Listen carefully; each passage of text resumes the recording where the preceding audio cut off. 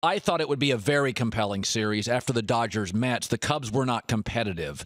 Many believe this team is on the way to a World Series. And I said, to open my show today, John, that's what they said about the Oklahoma City Thunder.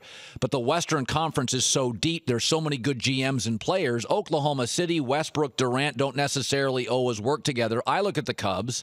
Jake Arrieta won 10 games last year. He's going to be 30 years old. It's a home run reliant team, and home runs are dying in this sport. I would make the argument he didn't win in Tampa with great teams. I don't necessarily think the Cubs are, and they, by the way, they're in the division with the Pirates and the Cardinals. Could I make the argument this may be as close as they get? Well, we will see. I do think they have a good nucleus. You're right about the over-reliance on the home runs. We're seeing those teams fade out now. Yep. I mean, Houston was close. Houston was close with their home runs.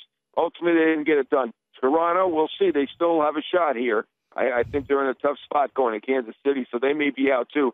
I'm with you on that. I do think the Cubs have a very good nucleus. I think they have the same issue as the Dodgers. For the playoff purposes, they don't have great numbers 3 and 4 starters. They have 2 great starters, maybe not quite as great as the Dodgers tandem, but 2 great starters.